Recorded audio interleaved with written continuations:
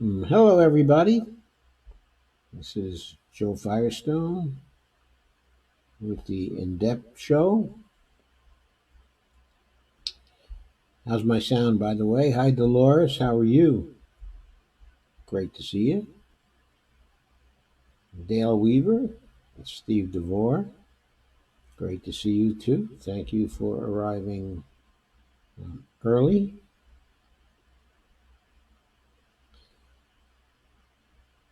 Steve says, "What's up, Doc? Pesky Wabbit." Hey, fam. Susan asks, "Did you hear about the new bill to reduce the deficit?" No, I didn't. But if it's only a bill, I trust that. Well, before I say the next thing, I think I want to hear about it and find out who's introducing the new bill to reduce the deficit. But probably you're going to tell me, Susan, that it's Nancy Pelosi, right? She has gone so far past her sell by date. I can't believe it. There, okay, is Evelina Pont. Hi, Evelina. And Lana, Gregory Mallard. Hi. Greg says, "Yo, what's good?" Well, I made some codfish tonight with some cauliflower and a terrific sauce, and that was pretty good. And Dale says, "Evelina, yo." And Cheyenne has joined. Dale says, "It's all good, man." Evelina says, "Hey." Dale says, "Sounds fine." Steve says, "Let's share this." Yeah, thanks. Thanks, Steve. I need all the shares I can get. Oh, Cheyenne says, "Not well. Have a good show." I'm so sorry to hear that, Cheyenne. Yeah, my son has been suffering through the flu for some time now. I guess he's sufficiently recovered to go to work, but he still says it's taking a lot out of him. Susan Eldred says, "Bipartisan." Yep. When they start talking bipartisan, be sure and zip up everything. That's when the bad things happen. When they do bipartisan. Now, they do it to protect themselves. They figure if they do something evil and they're all in it together, then you can't punish either of them. They seem to think we can't vote for the Green Party. Greg says the early bird may get the worm, but that second mode is going to get that piece of cheese. No, I don't think Cheyenne is feeling better. Steve says, "Hey, it's not McConnell." Dale has joined again. Susan Eldridge says, Sheldon Whitehouse and Tim Kaine. Well, they're both Democrats. They're both Democrats.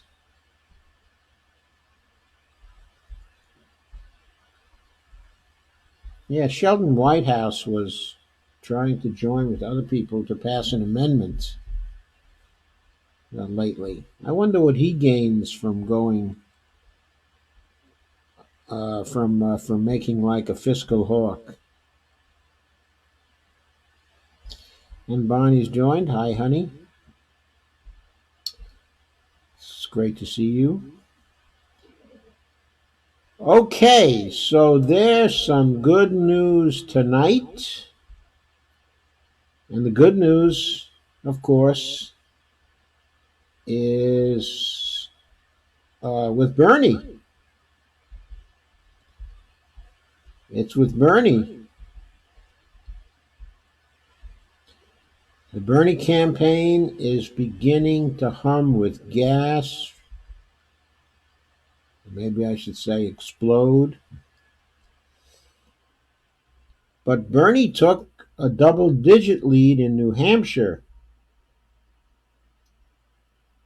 and got a 14-point jump since December. Now, I've been watching some of those New Hampshire talks, some of the events in New Hampshire, and I have been getting the impression that the enthusiasm there was fantastic. It just had started taking on a different feel to it. And that's borne out by the polling result. The primary is coming up on February 11th. It's the second big event where people vote. First one, of course, is the Iowa caucuses on the 3rd. And Bernie seems to have gone into the lead with respect to the Iowa caucuses, as well. He looks good to be able to sweep both the Iowa caucuses and the New Hampshire primary right now. And by the way, he looks good for the Nevada caucuses as well. He seems to be very close to Biden there, though still technically in second. But since it's a caucus state, and Biden's people don't nearly have the caucus power, of Bernie's people, it looks like Bernie could very well be taking the first 3 states coming into South Carolina towards the end of the month. I believe the Nevada caucus is on something like the 22nd. And the South Carolina primary is on the 28th or something like that.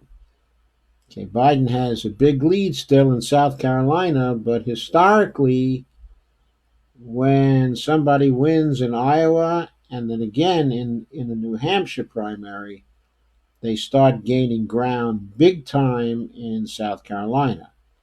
So we'll see if that happens for Bernie. I hope it will.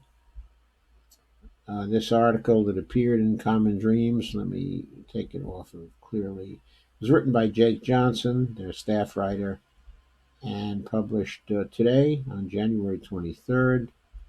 Let me go back to Clearly.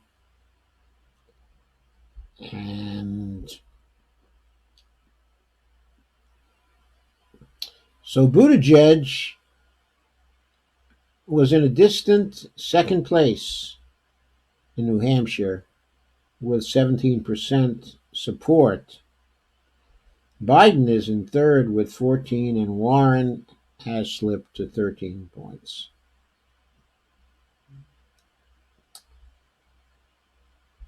And the president of the MassInc polling group that conducted the survey told WBUR that the Sanders presidential campaign shouldn't take these numbers to the bank. But he said you've got to be feeling pretty good about where you stand right at this moment if you're the Sanders campaign. The poll results are based on a relatively small survey of 426 likely New Hampshire Democratic primary voters, between January 17th to 21. The margin of error for the poll is plus or minus 4.8. But it's important, I think, to note that Bernie has a way of bringing out some people to polls and caucuses who don't show up as likely to vote. So it's likely that that polling estimate here is still a little bit of an underestimate for Bernie, because he tends to overperform the likely voters. Anyway, Crystal Ball went so far as to say that the two strong polls for Bernie Sanders in the last couple of days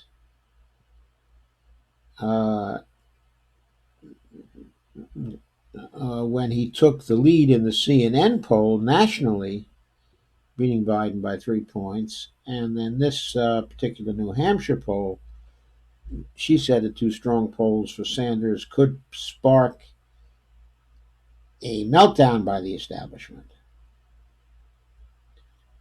And Mehdi Hasan, a columnist for The Intercept, echoed Crystal Ball. Quote, "That sound you hear, the Democratic establishment and centrist media types screaming in shock and anguish," unquote, tweeted Hasan.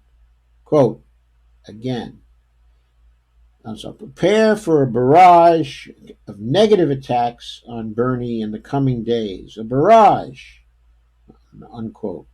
I think he's already been getting a barrage, and of course, I and you should expect to see a lot more.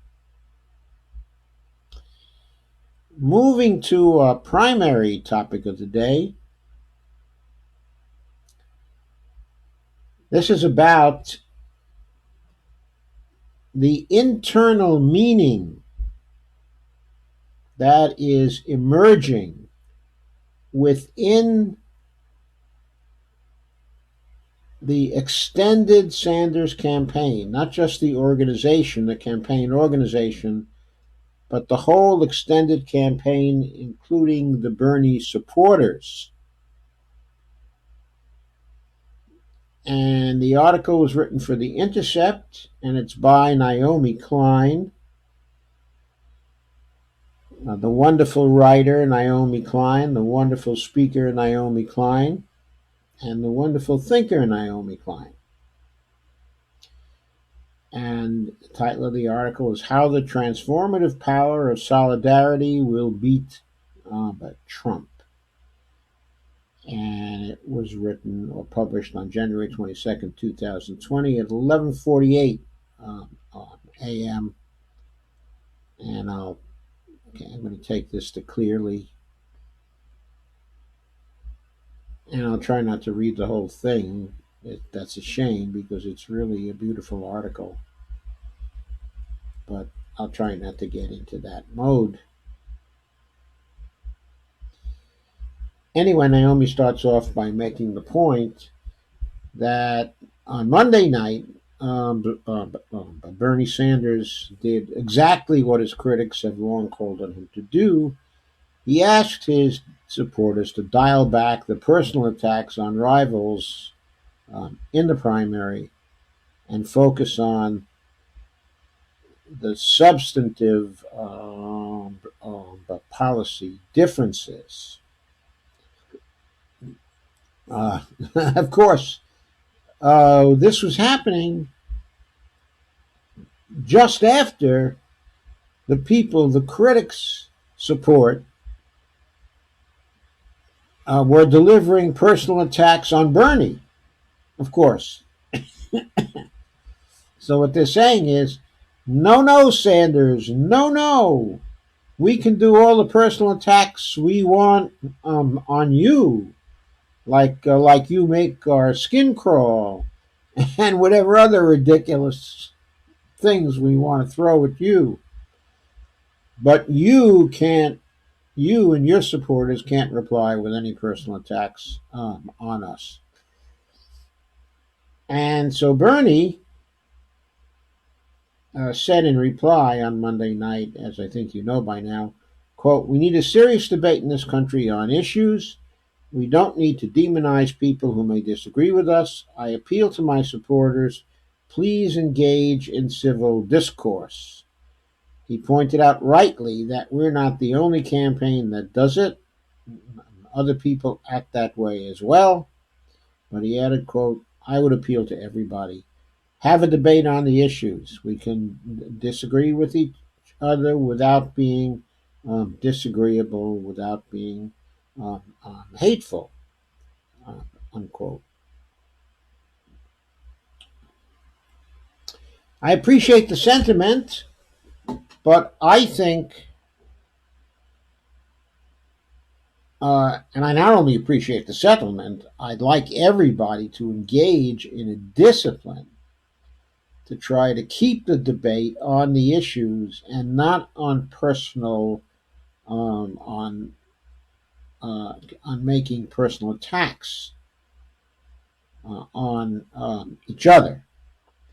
But I do have to point out that when you're talking personal attacks, that does not mean revealing the record of your opponents on the issues. What that means is engaging in labeling your opponents without any sort of support, okay, or documentation, okay, or explanation, okay, or warrant. In other words, simply name calling your opponents. That means no ad hominem attacks against their persons. Uh, there are rules. There are rules which allow you to easily avoid those kinds of things. Unfortunately, people in campaigns normally do not follow those rules. Now, Bernie himself is generally very careful. He doesn't call people names. He doesn't engage in ad hominem attacks. He doesn't label people without an explanation or without any documentation or proof. In other words, he doesn't engage in any smears. And he's disciplined himself to campaign in that way. Wouldn't it be wonderful if Hillary Clinton was able to do that? As Klein points out in this article, Hillary Clinton on 2016, her new documentary, commenting on she and Bernie, quote, "Nobody likes him," unquote.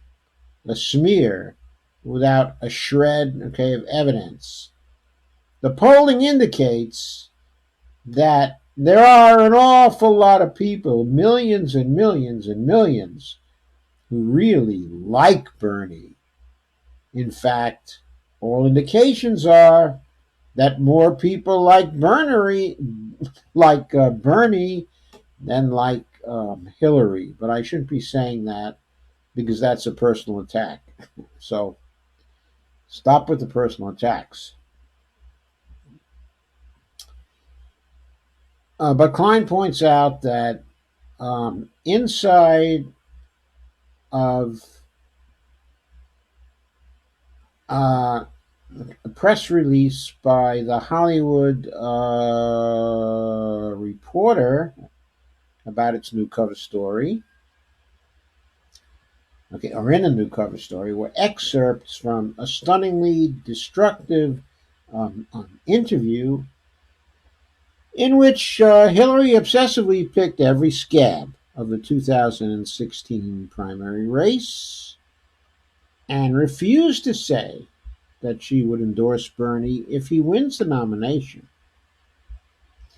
The very thing establishment Democrats falsely claimed that Bernie did in 2016.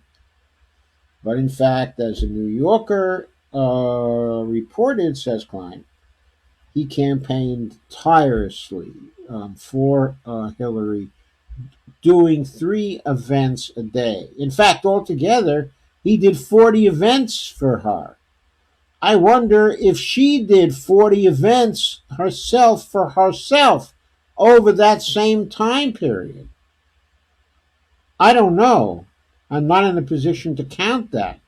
But I'm very curious. How many events did she do for herself?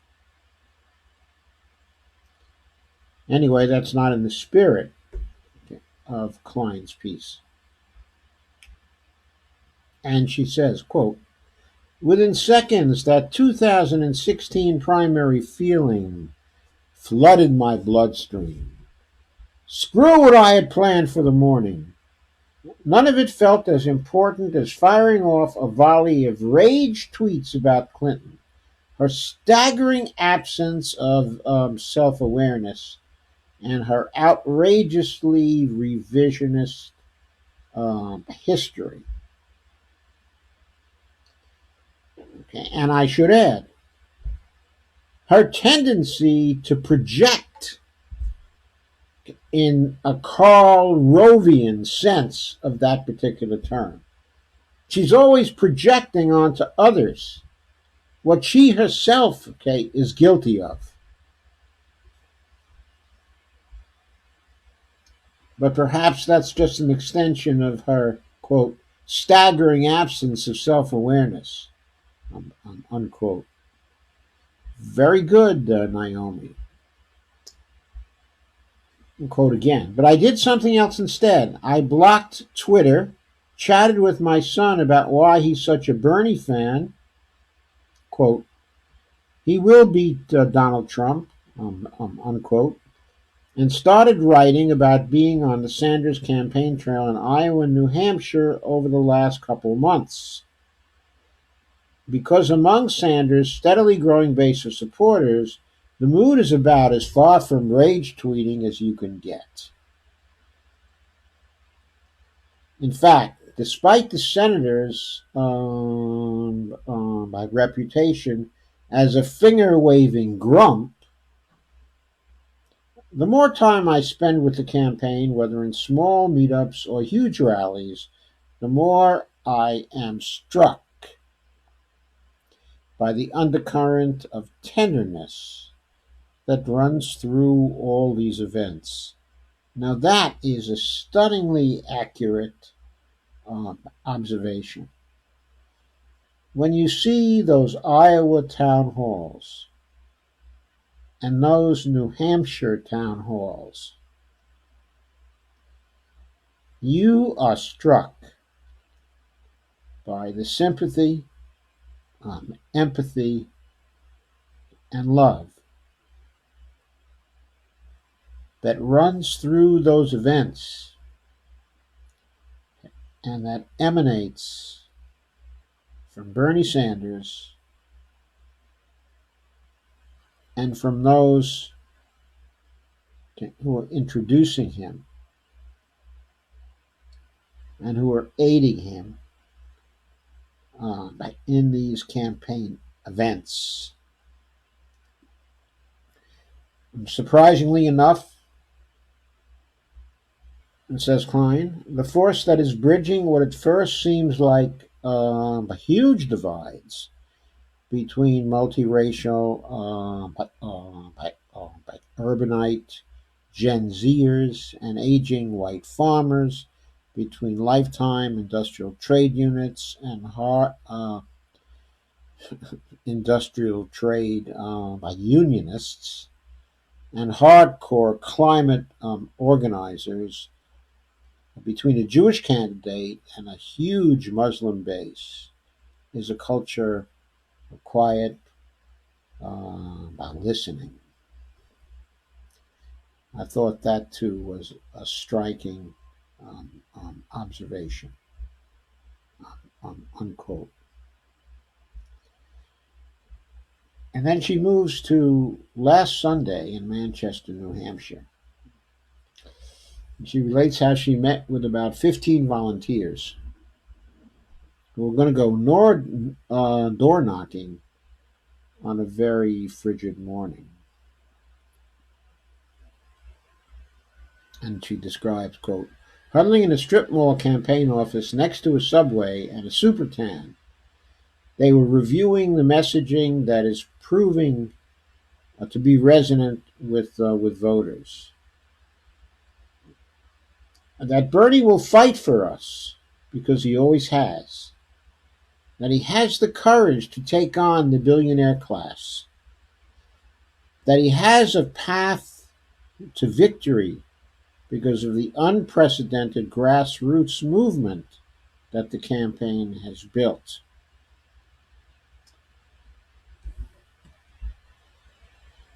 And then she met with one of the volunteers after the official part of the meeting, who said that making the case for Bernie and his policies is important. But what the volunteer found is that the most important thing that the campaign workers can do is listen. And he said, quote, or she said, quote, people need to share their stories. That's even more important than talking, unquote. And Klein goes on, the canvassers and organizers across the country report the same thing. Once a space for opening, once a space for listening, as opposed to lecturing, has been opened up, the stories start to pour out. Stories about how the loss of a family member to cancer was compounded by being hounded by medical debt collectors. Stories about the deep fatigue and full body stress of working 3 jobs and still struggling to make ends meet. Stories about a student debt that grew so fast that studies had to be aborted. And they had to be aborted along with any hope of earning enough back to pay the creditors. Stories about feeling unsafe walking the streets in a hijab, and of missing family members blocked by the travel bans of Donald Trump. Stories about skipping necessary treatments and critical medications for lack of funds. Stories about fear of having children in the face of climate breakdown. And so much more. And quote, after these intimate stories have been shared, people are more open to hearing how the movement that the campaign is building could make their lives better with bold policies from Medicare for All to erasing college debt to a $15 an hour minimum wage to a green but New Deal. If this sounds like conventional electoral campaigning, says Klein, and more like old school political organizing, that's because it is.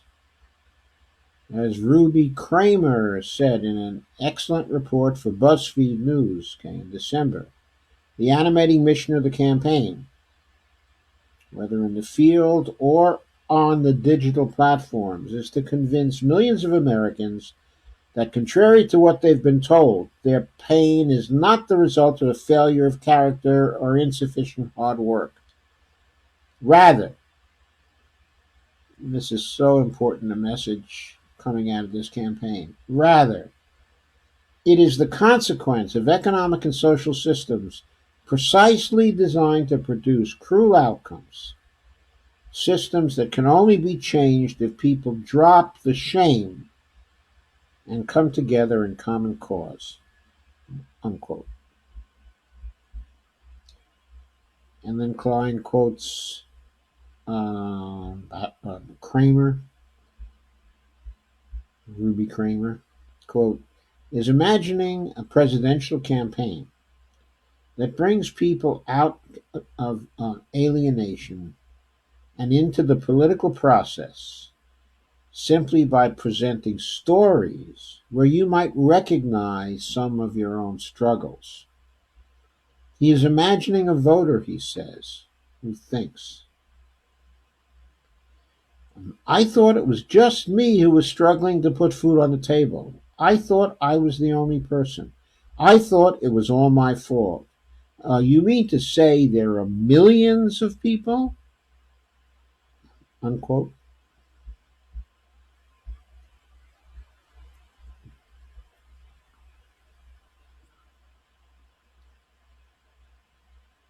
And going on with a quote from Kramer, to achieve the scale and speed of change that Sanders is pledging, the people currently supporting his campaign will need to stay organized and keep pushing for change on the outside.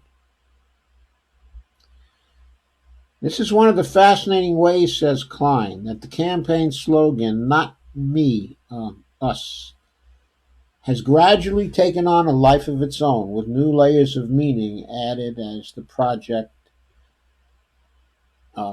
actually matures. When the slogan was first unveiled, it seemed to mean something narrow and specific. Specifically, that this campaign was not about voting for a messianic leader who would fix all our problems for us. To achieve the scale and speed of change that Sanders is pledging and that we desperately need, the people currently supporting his campaign with small donations and volunteer work, and eventually votes, will need to stay organized and keep pushing for change on the outside, just as people did during the New Deal era. The slogan still carries that meaning, says Klein. That's why it matters that Sanders is endorsed by some of the most courageous and militant trade unions and grassroots organizations in the country, from the United Teachers Los Angeles to the Dream Defenders to the Sunrise Movement. These organizations, she says, have already shown themselves willing to stage strikes and engage in disruptive protests to win tangible victories for their members. And they can be counted on to keep building and exercising that kind of disruptive power after the election. But as the campaign has gone on and the base has grown, the slogan's meaning has become more layered. Quote, not me, us, unquote, is now also the first person voice of that worker or student or senior or immigrant who previously had been suffering in silence and solitude, blaming themselves, and who now sees that they have more company than they ever dared to imagine. Now, it also means, quote, I thought it was just me. Now I know um, um, um, it is us, unquote. And next she says, the next step is to convince this emergent, quote, us, unquote. Okay, now she says emergent here. Okay, what she's saying is that this feeling of us has come out of the collectivity of the campaign and the contacts with each other people have had as people, one-to-one contacts and one-to-many contacts that are coming about as a result of social media, as a result of the town halls, as a result of the rallies, as a as a result of the small group meetings that the campaign workers have, with one another. It's from these constantly forming collectivities that the sense of us as a global property emerges. So Klein says the next step is to convince this emergent us that it is powerful, capable of winning a very different kind of society. That is no small task, she says. I've often noticed that plenty of people arrive at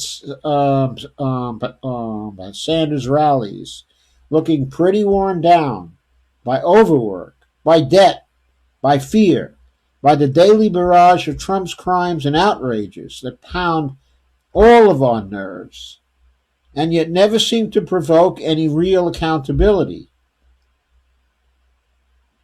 Unquote. So stop for a second. I don't know how you feel about this, but I have so often gotten the feeling from the daily barrage of Trump crimes and outrages, and I think Bonnie has gotten this feeling too, that it's so outrageous. The crimes and outrages pound all of our nerves. And there's never any real accountability. Not from the Republicans at all, who follow along like robots. But not from the Democrats either, who seem incapable of mobilizing any real accountability in their desperate attempts to protect their own behinds. That's what Nancy Pelosi is all about. It's about protecting the behinds of her people in Congress and of the people she likes who are running for president. It's never about getting to the bottom of things, and telling the truth for the sake of the people. Going on with Klein's article, with an administration in the White House performing impunity all day long, every day, even in the face of a historic impeachment trial and the obvious urgency of climate breakdown, and with an armed far right marching in the streets, the possibility of deep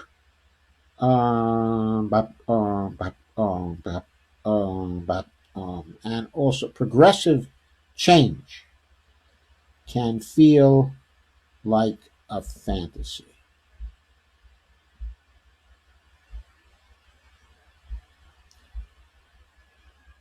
Unquote. And she says, I think that's part of why Bernie talks for a good long while at those rallies. Even when it's his third event of the day, and he would surely rather call it a night.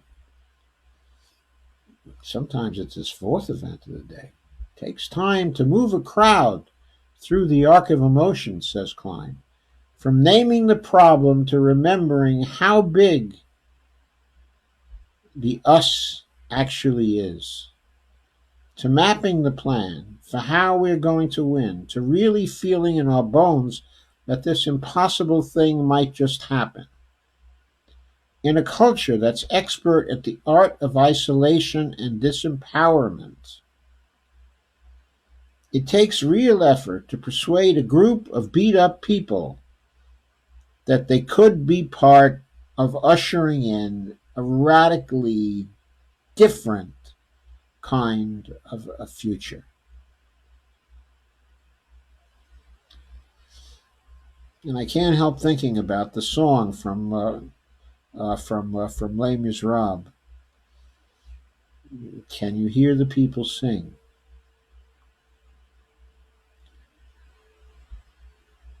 Singing a song of angry men.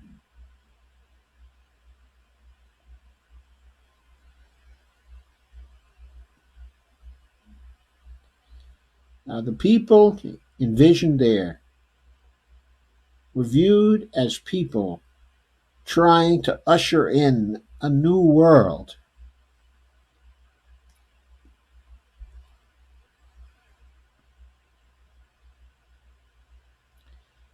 And that's what the Bernie Sanders campaign is trying to do, okay, as well. On with Klein's article. And yet, that is what is happening on the campaign trail every day, which is the true threat that the movement actually presents to the political and economic elite. And that is a big truth. The true threat for them is the new world where they won't be the political and economic elite anymore.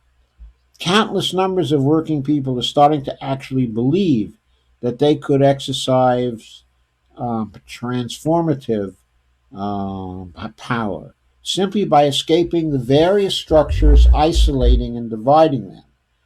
But it is an awakening in the truest sense of the word, the collective construction of a new group identity in real time. That is such a profound observation that she just made. Because in this movement, that is what we're all engaged in. The collective construction of a new group identity in real time. And she goes on. If there was one moment when this power began to be unleashed, it was the Queen's Rally with Alexandria Ocasio-Cortez in October, when Sanders exhorted everyone in the 25,000 strong crowd to look to someone in their midst, someone they did not know. Quote, maybe someone who doesn't look like you, who might be of a different religion, maybe who come from a different country. My question now to you is, are you willing to fight for that person who you don't even know, as much as you're willing to fight for yourself? Unquote. Would they fight to end student debt even if they had no debt? Would they fight for the rights of immigrants, even if they are a citizen themselves? And so on. As the overwhelming response to that rallying cry attests, people were more than moved. They were altered. And it's worth examining why. I think it might be because while a great many Americans are asked to kill and die for their country, they're almost never asked, across divisions of race, gender, religion, sexual orientation, and their nationality, to stand up and fight for one another. And if we did that, if we were able to escape the idea that our only job is to ferociously fight for ourselves, or at most our own narrowly defined identity group, it would irrevocably alter the arithmetic of power in this country. As the artist and author Molly Crabapple told the crowd at a Sanders rally in Conway, New Hampshire on Sunday, I saw that rally. Quote, you know what beats the politics of hate? the politics of solidarity, unquote, from Molly Crabapple. Okay, so notice how Klein quotes her collaborators. She collaborated, okay, with Molly Crabapple and with Alexandria Ocasio-Cortez, okay, in doing the call for the Green New Deal that they did for The Intercept some time ago, where the narration, the video narration, was done, okay, by AOC, and the art was done, okay, by Molly Crabapple, and the production, a part of it. The writing of the article as well, and I guess the writing of the scripts was done by Klein.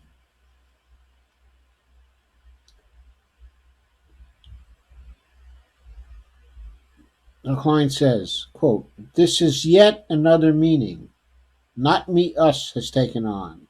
I'm not only for myself, I am also for you and us," unquote. And Klein goes on, "There is another layer of meaning the slogan has taken on, this one more ephemeral. Over the past 3 long years, it has become a political cliche to say the task is not only to defeat Donald Trump, but to defeat the broken system that has made Trumpism possible. But what does that mean in practice? Some of it surely has to do with reining in the outside political power of the ultra-rich. Some of it, no doubt, has to do with confronting the racism, okay, and misogyny Trump so powerfully marshals for his advancement. But defeating Trump also means confronting forces that are harder to pin down, like the hyper-narcissism, cutthroat individualism that Trump so perfectly embodies as a reality show star made famous by firing people for sport, encouraging contestants to step on each other's necks to get ahead.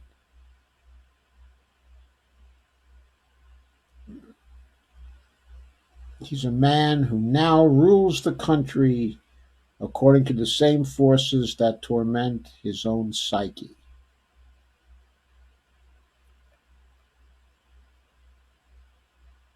A never-ending sense of personal grievance and a bottomless need for more power and wealth. That, of course, describes Trump to a T. This is why, after Trump was elected, I started calling for all of us to, quote, kill the Trump within, unquote. Whether it was our Twitter-addled attention spans or the absurd idea that we are all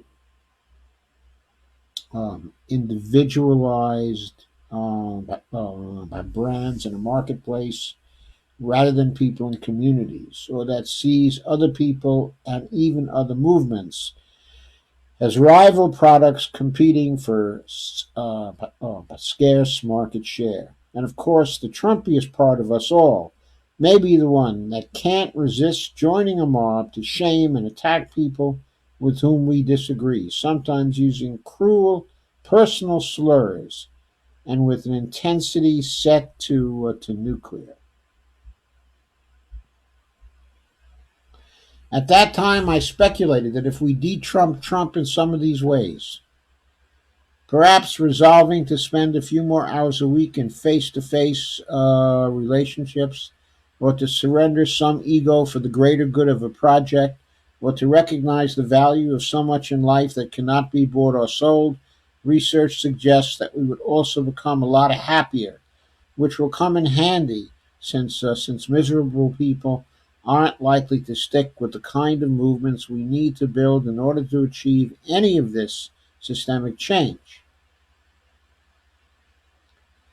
These are movements that do not have a finish line in sight, and indeed will require of us a lifetime of engagement.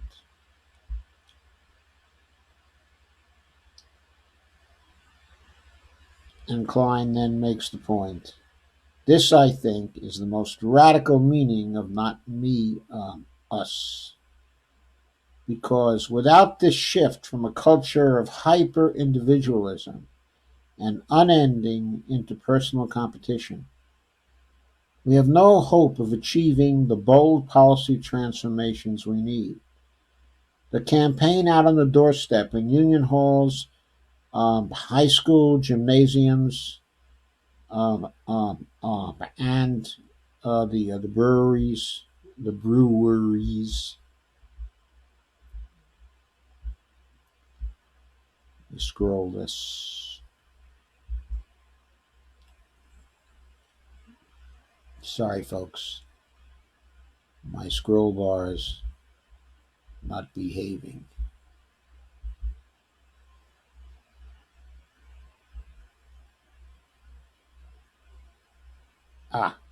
Has become that kind of space, a place for hundreds of thousands of people to escape the nonstop self promotion and self obsession of our Trumpian times. To become a little less, quote, but look at me, and a little more, quote, feel the power of us, unquote.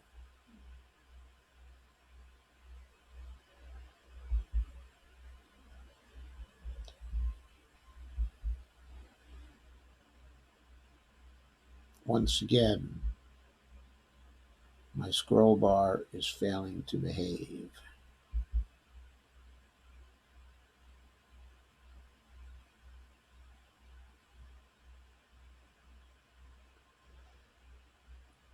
Particularly for his many young supporters, raised to be terrified they will fall behind if they do not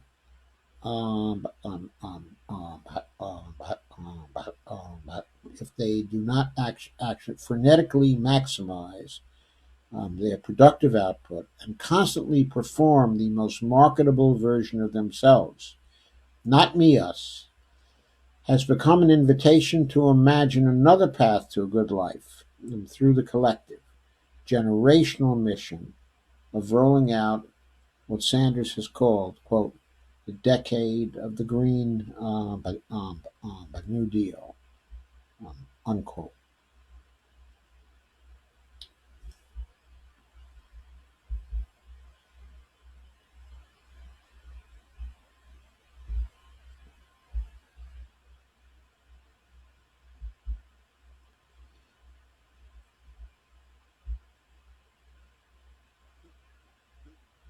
Because without a shift, and this is a quote, it isn't clear from the article from whom, without a shift from a culture of hyper individualism and unending interpersonal competition, we have no hope of achieving the bold policy transformations we need.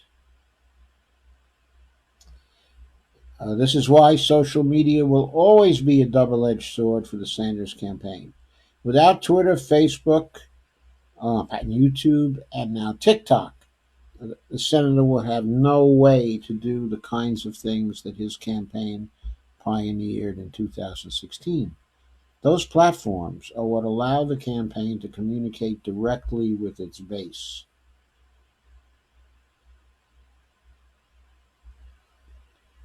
Sorry, I'm waiting for the scroll bar to move again.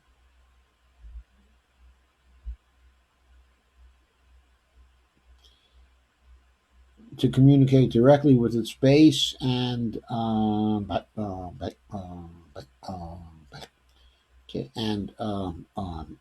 also beyond the bypassing media gatekeepers whose anti-Sanders bias has been so exhaustively demonstrated. Social media is how those powerful moments at rallies and speeches go viral, alongside the videos telling stories of everyday hardships, carrying the message that, quote, you are not alone, unquote. These platforms and others are also how many people find out about the organizing meetings where they will share their own stories face to face and ramp up their commitments to the campaign. But they are not neural pathways simply connecting people. These platforms are for profit data extraction mills ruled by black box algorithms that are designed to maximize engagement, quote unquote, also known as conflict, in ways that are almost the precise inverse of the cultural shift the campaign is attempting to achieve. This is such a great observation because it points up the paradox, okay, of using the tools that are inherently designed to divide us, um, to shift the culture in a way that brings us into solidarity. We often don't recognize that we're trying to use our social media tools to run counter to what they're actually designed, okay, to do.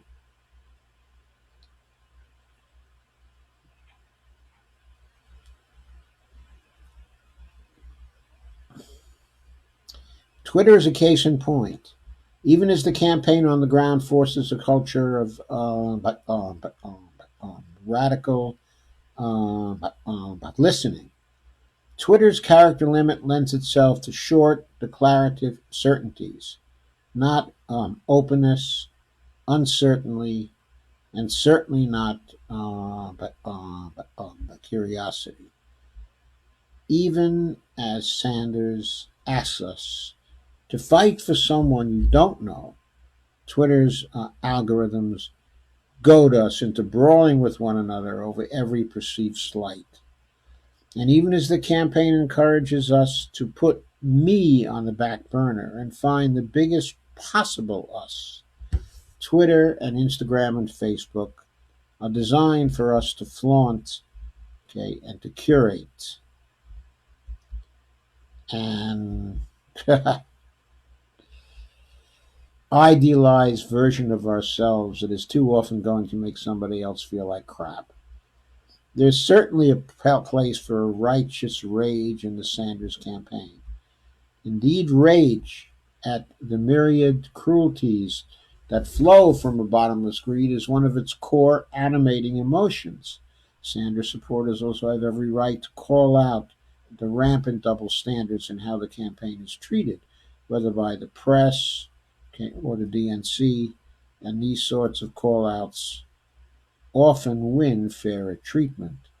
But Sanders is also right to ask his supporters to avoid attacks on political rivals that feel ad hominem, personal, or just nasty. And I admit that I have failed to control my tone from time to time. And me too. Plenty of the attacks are well earned, but that hardly matters because once an ugly mood starts to go viral, it has the power to overshadow an entire political project. And that's a big problem because it drastically undercuts what is most special and least understood about this historic, probably the next word is going to be campaign, but let's see. Campaign. Quote, that it is giving thousands of people permission to be kind to strangers and thereby build a movement so large, disciplined, and but determined that it will make those truly deserving of our collective rage, but quake, unquote. But quote again, that, in summary, is why I stopped myself from rage tweeting yesterday and wrote this instead. When I went back online to check in on how that inescapable platform had reacted to the tough juxtaposition of Sanders' call to cool it with Clinton's nasty provocations, I saw that hashtag I like Bernie and hashtag nobody likes him were both trending. There was some anger in there, sure, but for the most part, the hashtags had inspired a torrent of heartfelt stories filled with the fearsome power the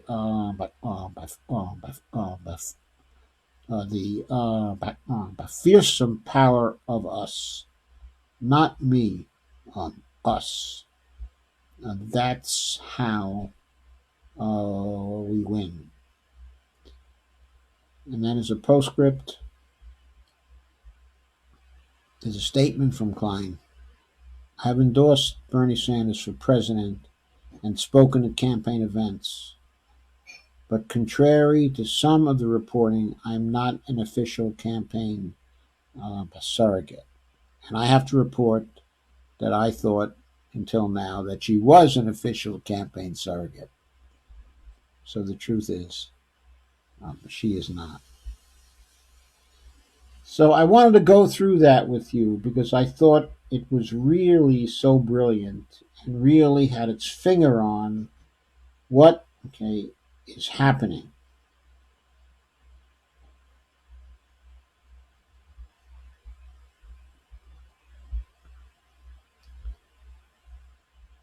She really has her finger on it, and she really has her finger on what the strength of the Sanders campaign will be.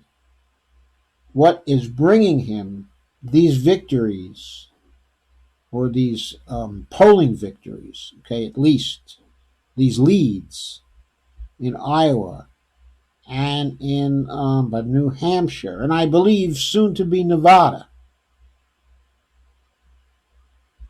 It's the campaign shifting into high gear. It's the us with all of his supporters. It's the fearsome power of us starting to mobilize. And I think you're going to watch this power grow.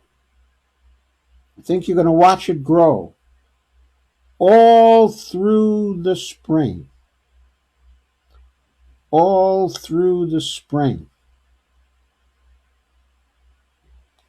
All through the primary campaign.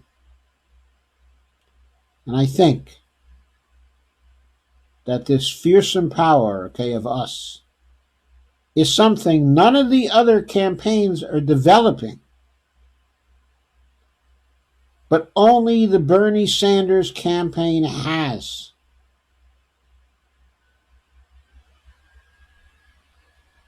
Because I think the other campaigns are about their candidates. They're about Joe Biden. They're about Bloomberg or Buttigieg or Steyer or Amy or Elizabeth Warren. But the other campaigns are not about us. And they haven't really tried to be about us. And in not being about us, they also can't be about the public purpose, because the public purpose is the emergent us. And that's what the Bernie campaign, as a collective, the emergent us.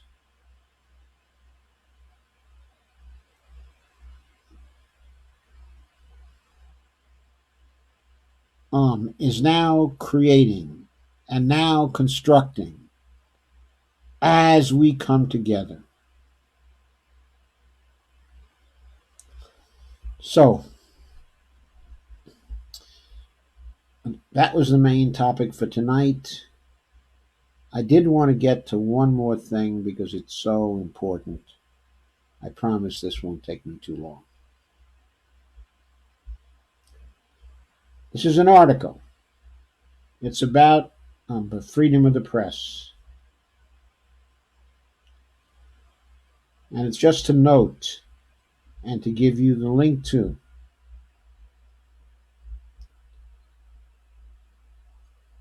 This article by Owen Higgins in Common Dreams.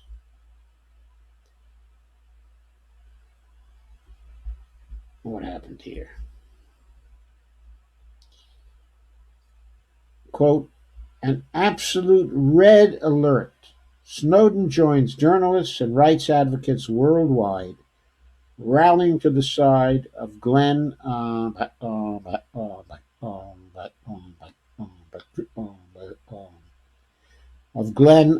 Greenwald.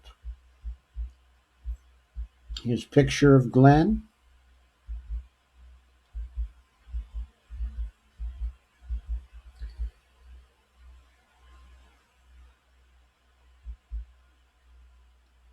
Expressing the opposition of journalists all over the world and those who support a free press. The opposition against criminal charges related to his reporting on the right-wing government of Brazil's president Jair Bolsonaro.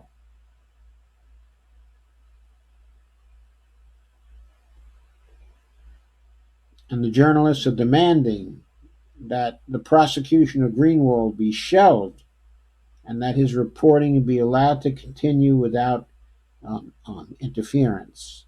And Glenn has gotten support from Ed Snowden.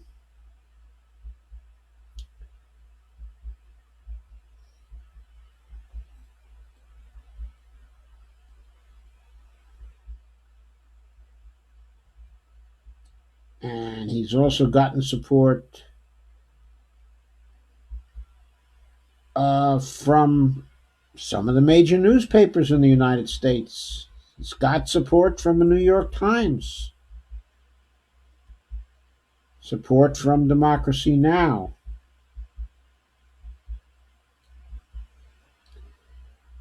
and support from Luiz Ignacio Lula da Silva, Lula, who said, all my solidarity to journalist Glenn Greenwald, who was a victim of another blatant abuse of authority against freedom of press and democracy. Lula should know about that, of course.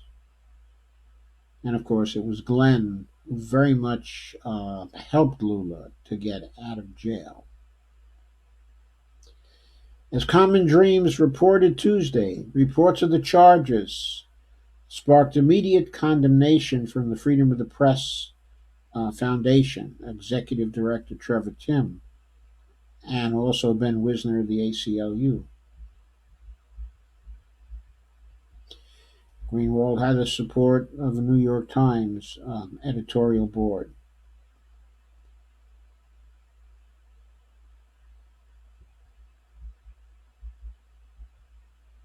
And Bernie Sanders also took to Twitter to express support for Glenn. And Sanders said, the free press is never more important than when it exposes wrongdoing by the powerful. And taking that particular sentiment into account, I'm betting that when Bernie gets into the White House, he's going to stop the persecutions of Chelsea Manning, and Julian Assange. Hopefully, there'll be no need to stop the prosecution of Greenwald by then, because our current efforts now will be enough to get the government, of Brazil to back off.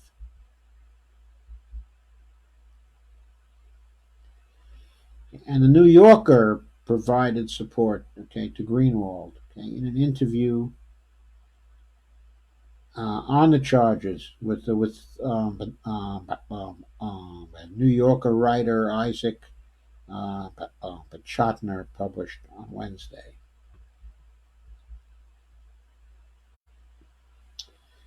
Greenwald was quoted as saying, "Sometimes it's hard to convey to Western observers how blunt and direct of a threat is being posted by the government, the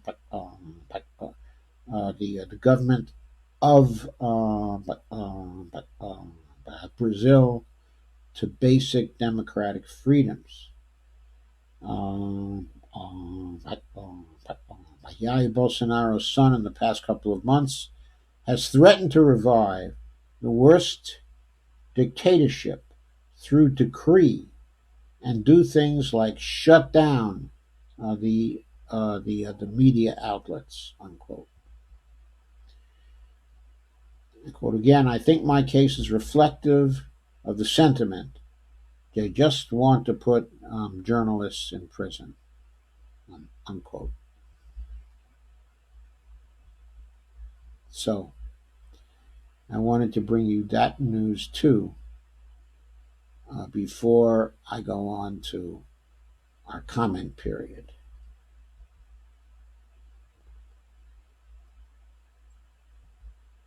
So please share, like, and subscribe, and please become a patron at www.patreon.com/Joe_Firestone. And now I'll see what you've been saying. I hope you've been saying a lot and sharing a lot.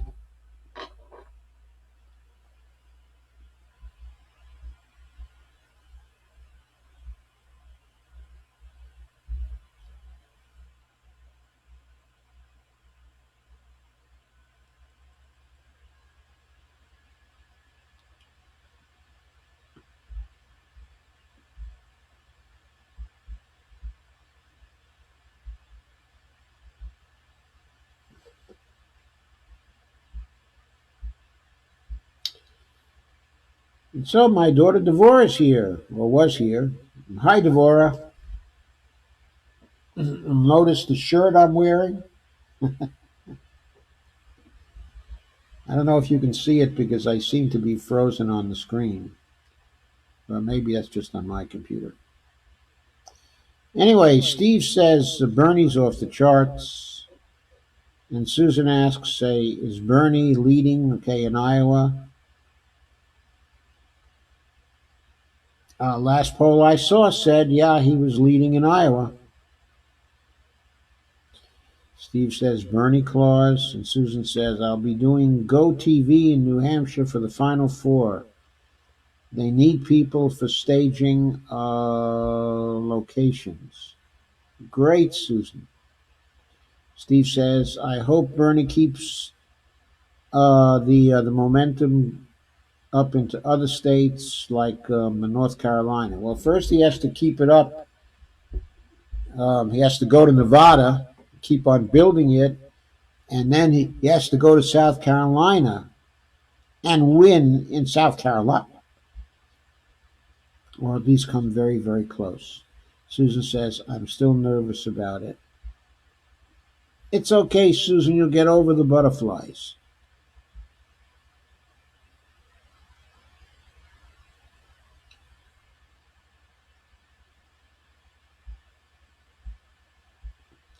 The butterflies are very common.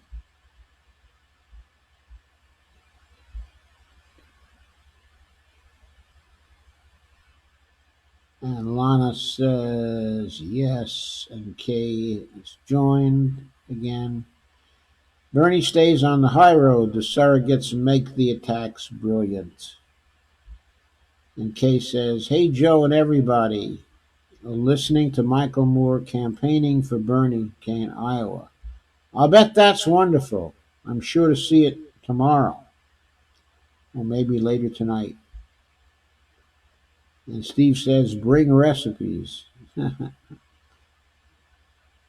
Steve DeVore says that. And Steve Wolfbrand says, I'll canvass on Saturday for Bernie. You're going to canvass Kay in LA, Steve?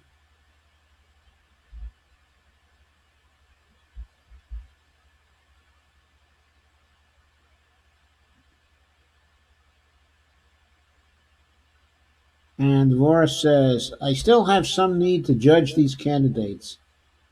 If I didn't say that Warren went back on her word several times, and I'd be telling people to trust what she says about what her policy will be.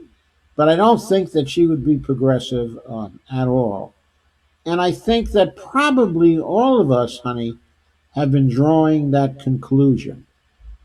I don't think she's going to have that she's going to be at all progressive in her foreign policy. I think she'll be a captive of the military industrial complex in that extremely large area. We know she's not going to deliver on Medicare for all because of the way she is structuring that. Okay, I suppose she'll probably do some things to make life a little tougher for the Wall Street people, but I don't think she has the movement to push and push and push and help her to keep on pursuing the kinds of goals that Bernie has now defined. The whole range of goals that he is very, very serious about. And Steve says, we like Bernie. Gary Houck has joined. Steve says, what's left to judge? Bernie and Tulsi are the only choice. And he says, my opinion, I know. Rick Maynard's joined. Hey, Rick, how are you? And Steve says, oh my God, we're growing.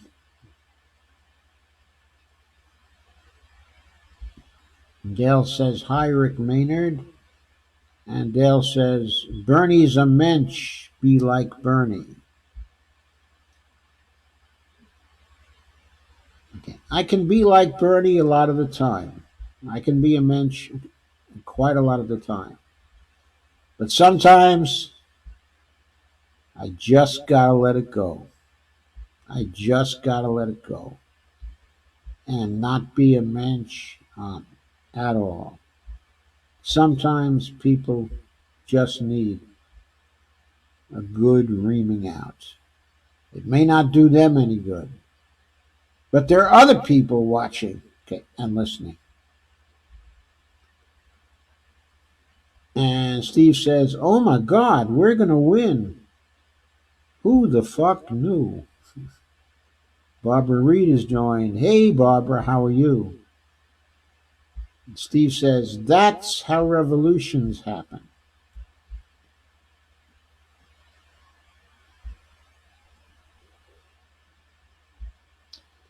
Steve says, it's not just a slogan. It's truth. Steve says, ducking. Autocorrect. Who the duck knew? Who the ducking knew? That can be our code word. And Lana said to Cheyenne, hope you feel better. And we got a bunch of new comments. I'm lagging a little behind in the comments today.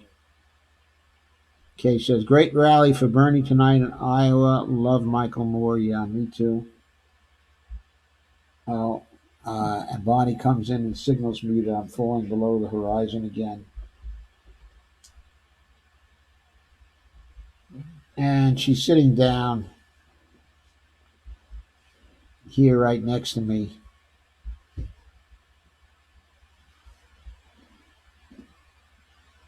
trying to make sure, no doubt, that I don't stay around until 11:30.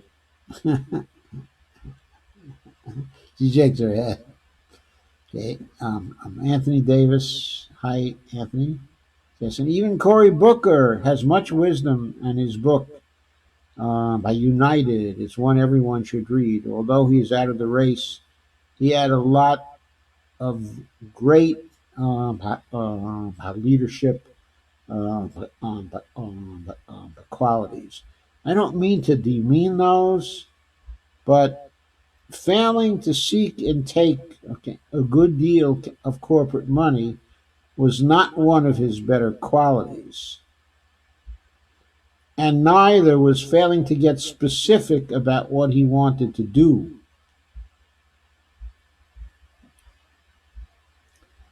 And neither was his failure to make any real promises. I'm afraid I was just not impressed very much with Cory Booker. I won't even tell you a pet name I have for Cory Booker. Bonnie is making faces at me. Okay, and Lana says, we cannot rest on any laurels, but I'm glad for the good news. Case says, Michael Moore is amazing tonight, has been a great rally. Lana says, a lot of Bernie supporters are struggling. Yes, there are a lot of us who are struggling. And Steve says, we love Cheyenne. Post H. Post the help page again. Steve says, sing jingle, SIMM. And he says, sorry, these comments, AETD.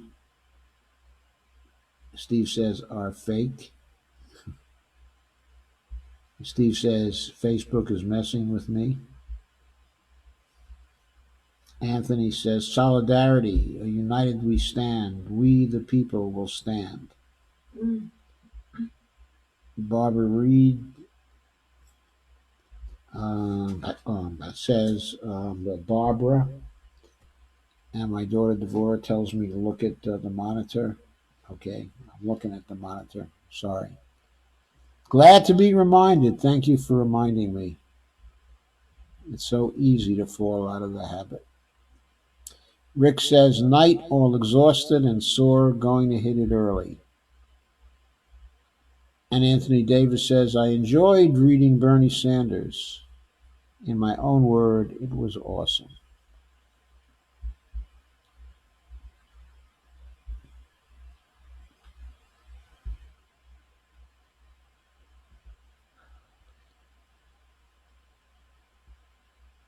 And Susan Eldridge says, are you wearing a Bernie shirt?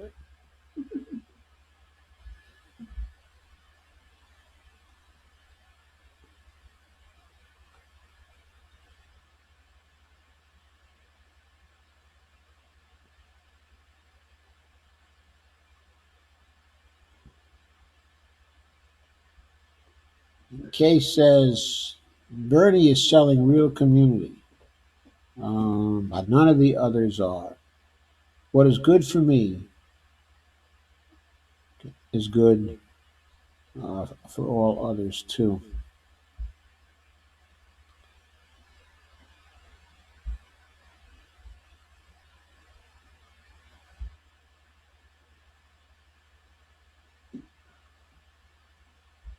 Kay says, the old hippie Bernie is relating to all other age groups with brain and a heart. I love it. And Kay says, yes, have been following Glenn Greenwald too. Anthony Davis says, thank you, Josephine Firestone, for sharing your thoughts. Well, thank you for coming, Anthony.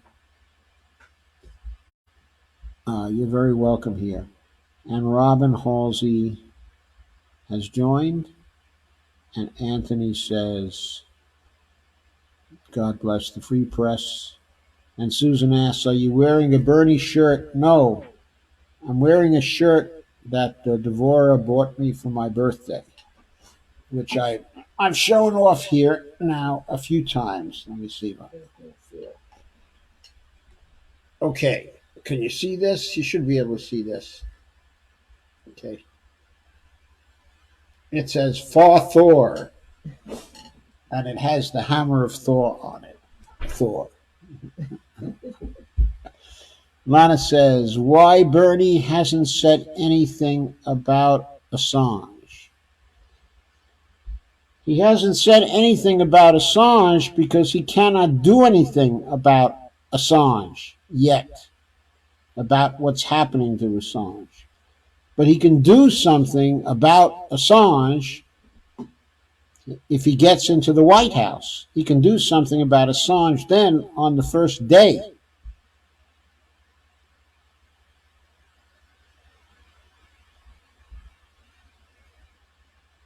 That's why I think he hasn't said anything about Assange. His saying anything about it is not going to move Boris Johnson. And it's not going to move Donald Trump.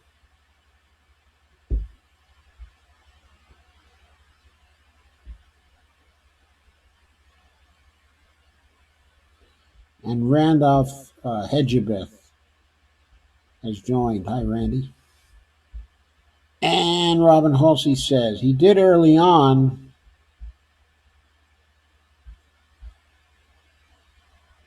make a strong statement defending journalists. I don't have the clip, though.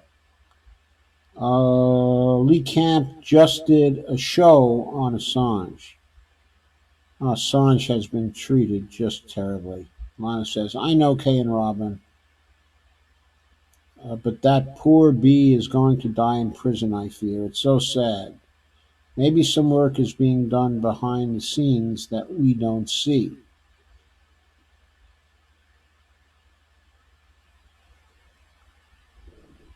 I don't think so. It seems that all the governments now involved in the Assange case are governments being run by regimes.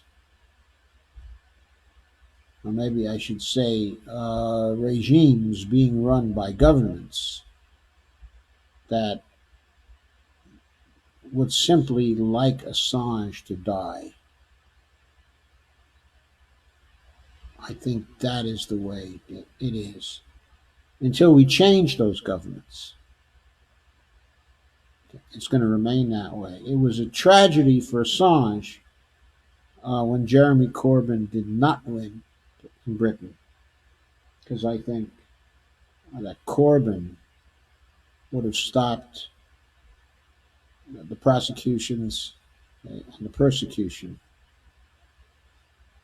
on the very first day.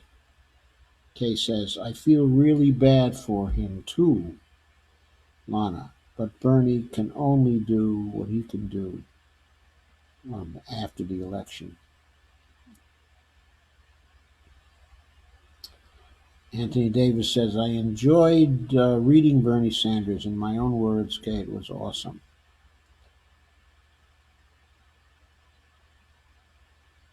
And Robin said, Dr. Joe looks hot tonight.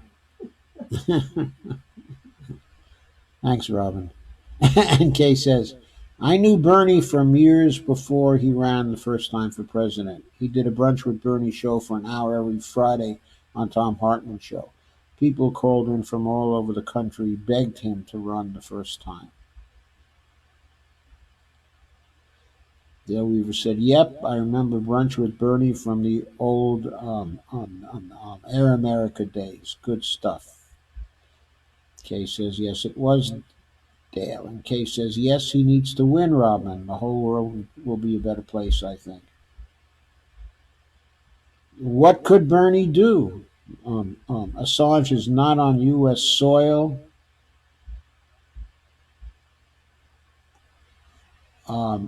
He's not a citizen. Hopefully more than I realize. If he were president, what he could do is simply inform the UK that we're no longer going to extradite Assange, that the extradition proceedings are being dropped. And it's only the fact that we're trying to extradite him that is keeping him in custody now. I mean, he has served his time for any illegal act that he has done in the UK.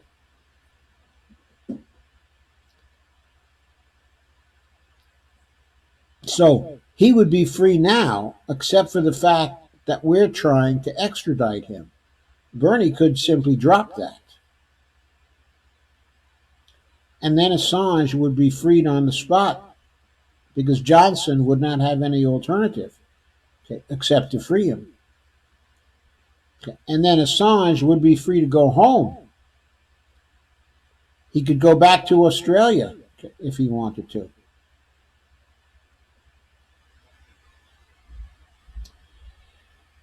Kay says, Bernie will figure out something if he can. This isn't Bernie's first rodeo. No, it's not. And there's a new comment.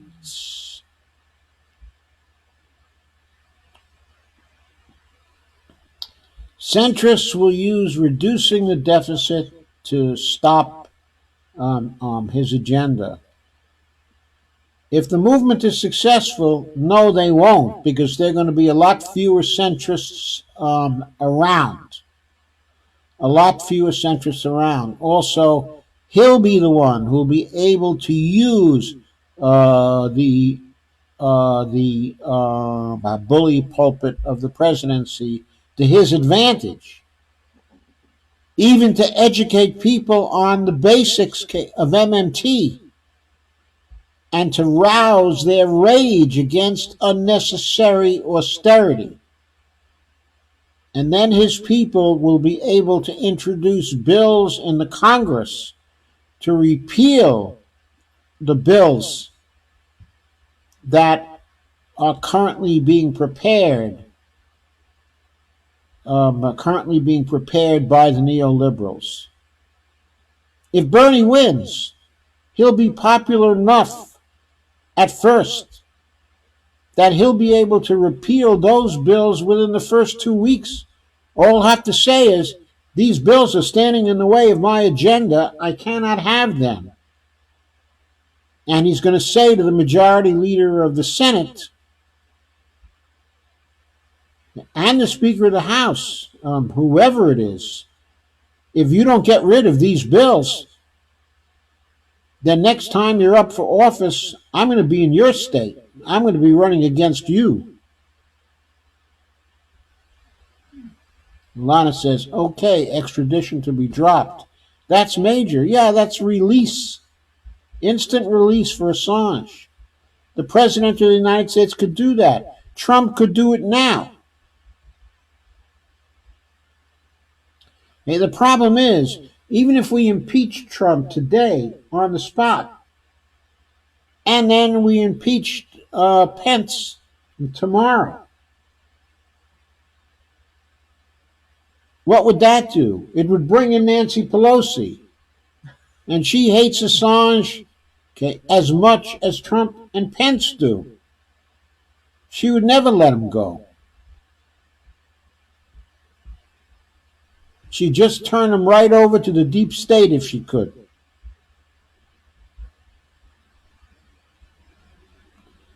No, we got to have the election. We got to wait for Bernie to be the president, and we got to wait for Pelosi to be replaced. I'm telling you, if Bernie wins, he's not going to allow Pelosi to be the Speaker of the House anymore. He'll make his opposition to her known, immediately, and tell everybody a new speaker is needed. And that speaker may be Jayapal. That speaker might be Pocan. That speaker might be Ro Khanna. Oh, and by the way, I made a mistake actually last time. I pointed out that Jayapal might make a vice presidential candidate for Bernie Sanders. That is not correct. The reason why is that Jayapal, is an immigrant who was not born here. And immigrants still cannot run for either the presidency or the vice presidency. So Jayapal is out. On the other hand, Bernie can damn well support her for Speaker of the House. She can be Speaker of the House, I believe.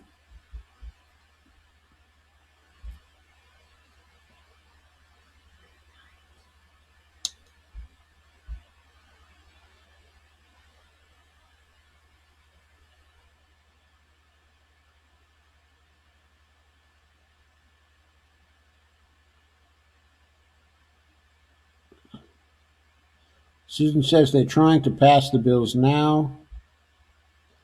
Susan said Stephanie Kelton's book is out in June. I know it's out in June. I've been waiting for it since last June. I don't know what's taking so long. I think what they're doing is they're trying to make it a best seller. So they're taking, just waiting for the pre-orders to build up and build up and build up until there are so many pre-orders out there for the book that all of a sudden it's going to rocket up to the top of the charts. And then they can ride it until it's $1 million seller or something like that. I think that's the game they're playing, because she must have long since finished that damn book. I mean, when she gets that book out, what they're going to say about her is, she wrote the damn book.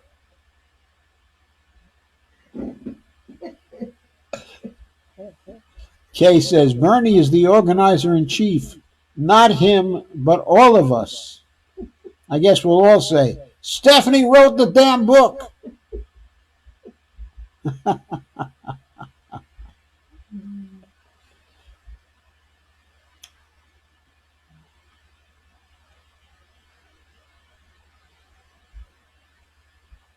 Robin says, check that show Lee Camp is activist on, explaining how the UK is refusing to release him. I know they're refusing to release him because Trump won't back off.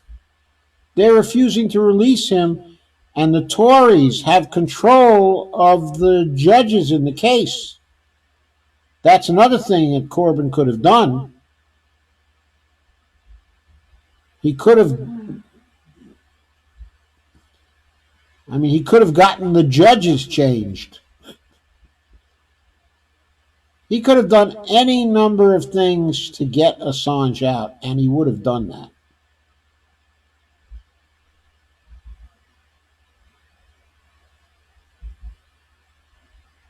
But I have to say, Corbyn let people in his party divert him from a winning political strategy. Maybe he had no choice, but he really got hung. Kay says, I think that Nita will be VP. Rich Serber's joined. Hi, Rich. And Susan Eldridge says, hashtag Bernie Nina 2020. Lana Dell said, Stephanie said they were still editing. How long does it take to still edit? I mean, how long is the book? It's a relatively short one, isn't it? Can't be much more than 300 pages.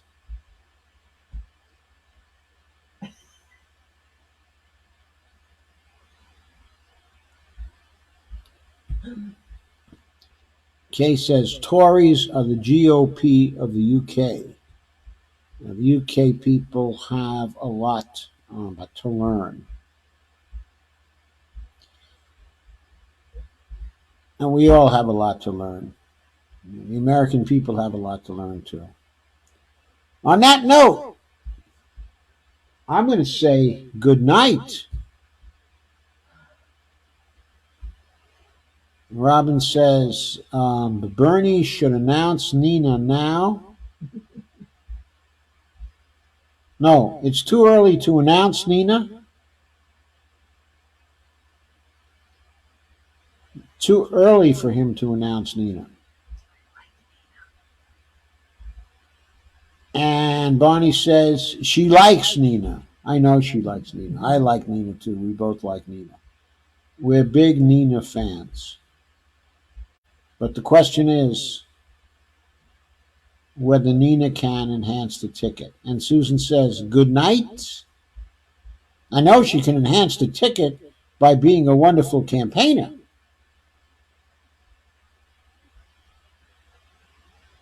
And Dolores Pierce says, thank you and good night. And thank you, Dolores. And good night.